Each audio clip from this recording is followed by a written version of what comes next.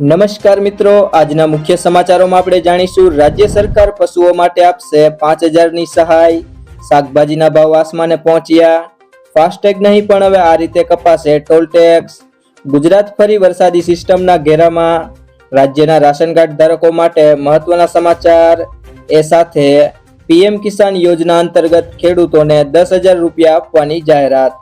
તો મિત્રો, આ દરેક સમાચાર જાણીશું, તો વિડીયોના અંત સુધી જોતા રહેજો.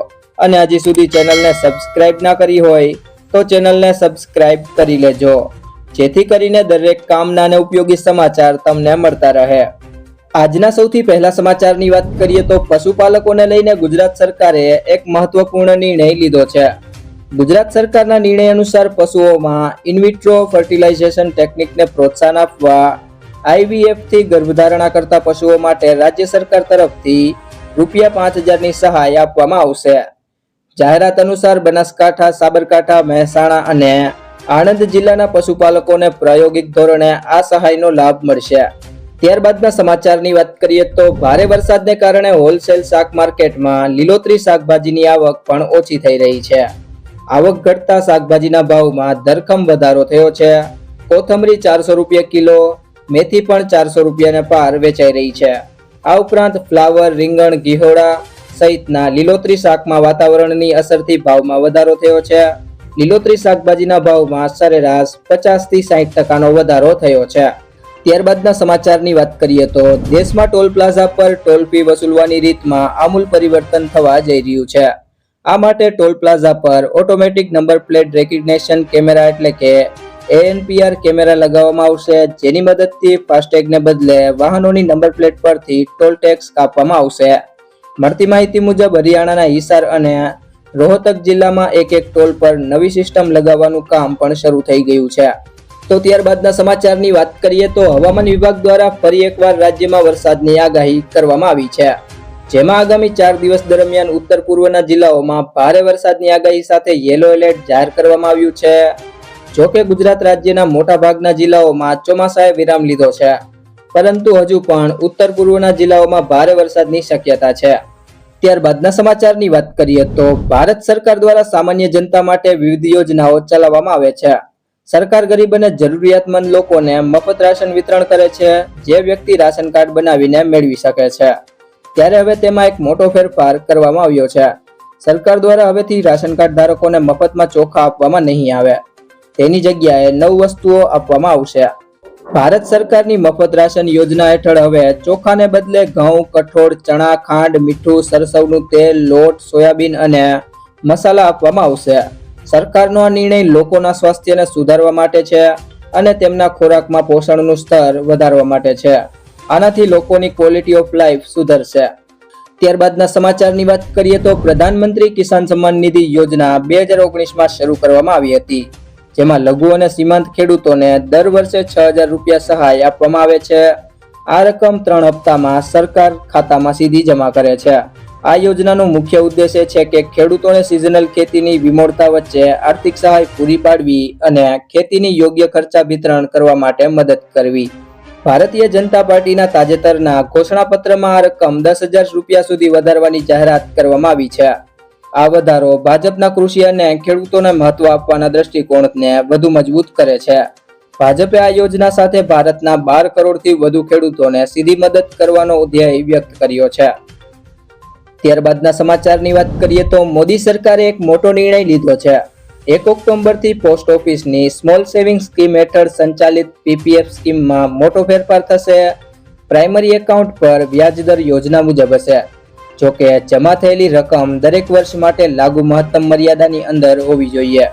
ખાતું ખોલવાના સમયગાળા દરમિયાન NRI બની ગયેલા ભારતીયોને પોષા દરે 30 સપ્ટેમ્બર 2024 સુધી વ્યાજનો લાભ મળશે.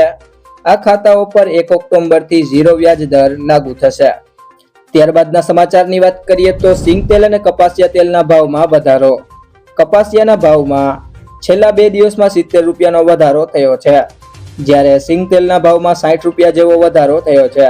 તાજેતરમાં પડેલા વરસાદને કારણે મિલરોને કાચો માલ નહીં મળવાને કારણે પિલાણ ઘટ્યું છે. પિલાણ ઓછું થતા તેલના ભાવમાં વધારો નોંધાયો છે.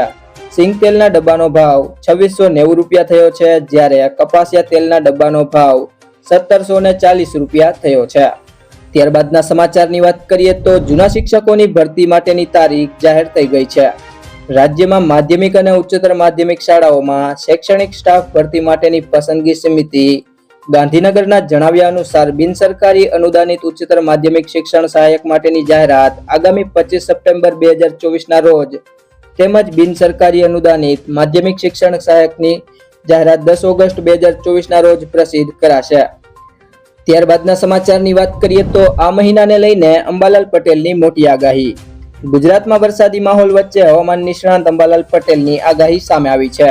તે મુજબ 9 સપ્ટેમ્બર સુધી રાજ્યમાં વરસાદ રહેશે। 11 થી 22 સપ્ટેમ્બર દરમિયાન વરસાદની સંભાવના છે। પંચમહાલ, મહેસાણા અને સાબરકાંઠામાં ભારે વરસાદ પડી શકે છે। મધ્ય ગુજરાતમાં છૂટાછવાયો વરસાદ આવી શકે છે તેમજ અમદાવાદ અને ગાંધીનગરમાં હળવો વરસાદ તેમજ પૂર્વ ગુજરાતના વિસ્તારોમાં ભારે વરસાદી ઝાપટા પડી શકે છે। ત્યારબાદના સમાચારની વાત કરીએ તો આવતા મહિને પેટ્રોલ અને ડીઝલના ભાવમાં ઘટાડો થઈ શકે છે। ઓક્ટોબરમાં ક્રૂડ ઓઇલના ભાવ ઝડપીથી નીચે જવાની ધારણા છે। વિશ્વના સૌથી મોટા ક્રૂડ ઓઇલ ઉત્પાદક દેશોમાંથી એક સાઉદી અરેબિયન એશિયામાં વેચાતા લગભગ તમામ ગ્રેડના ક્રૂડ ઓઇલની કિંમતો ઘટાડવાનું વિચારી રહી છે। તેનાથી ભારતમાં પેટ્રોલ અને ડીઝલના ભાવમાં ઘટાડો થઈ શકે છે। 5 માંથી 3 રિફાઇનિંગ સોર્સે આ અંગે માહિતી આપી છે। ત્યારબાદના સમાચારની વાત કરીએ તો ધોરણ 9 અને 11ના વિદ્યાર્થીઓ માટે મહત્વના સમાચાર। ધોરણ 9 અને ધોરણ 11ની પરીક્ષા પદ્ધતિમાં મહત્વના ફેરફાર કરવામાં આવ્યા છે। જેમાં ધોરણ 9 અને ધોરણ 11માં હાલ વર્ણનાત્મક પ્રશ્ન આંતરિક વિકલ્પ આપવાની જગ્યાએ પ્રશ્નના જનરલ વિકલ્પ આપવામાં આવશે। આ ઉપરાંત હેતુલક્ષી પ્રશ્નનો ગુણભાર 20%ની જગ્યાએ 30% કરવામાં આવ્યો છે। ત્યારબાદના સમાચારની વાત કરીએ તો રાજ્યમાં છેલ્લા કેટલા સમયથી મેઘરાજા મન મૂકીને બેટિંગ કરી રહ્યા છે। ત્યારે પાટણમાં અવિરત વરસાદે ખેડૂતોની મહેનત પર પાણી ફેરવી દીધું છે। મોટાભાગના ખેતરો જળમગ્ન થઈ જવા પામ્યા છે। તમામ પાકો પાણીમાં ગરવત થતા ભારે નુકસાનની ભીતિ સેવાઈ રહી છે। જેથી ખેડૂતો હવે સરકાર પાસે સર્વે કરી જમીન ધોવાણ અને પાક નુકસાન સહાય આપવા માંગ કરી રહ્યા છે। ત્યારબાદના સમાચારની વાત કરીએ તો મોટર વ્હીકલ એક્ટના સેક્શન 136A નો અમલ કરવાની સૂચના સુપ્રીમ કોર્ટે તમામ રાજ્ય સરકારો અને કેન્દ્ર શાસિત પ્રદેશોને આપી છે। પ્રશાસનોને વાહનોની ગતિનું ઇલેક્ટ્રોનિક મોનિટરિંગ કરવાની સત્તા મળી છે। હવે હાઈવે પર બેફામ હંકારતા વાહનોનું મોનિટરિંગ થશે।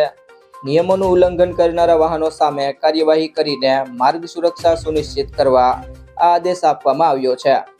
મિત્રો, જો તમને આ વિડીયો પસંદ આવ્યો હોય તો વિડીયોને લાઈક કરી દેજો, તમારા મિત્રો સાથે શેર કરી દેજો અને હજી સુધી ચેનલને સબસ્ક્રાઇબ ના કરી હોય તો ચેનલને સબસ્ક્રાઇબ કરી લેજો।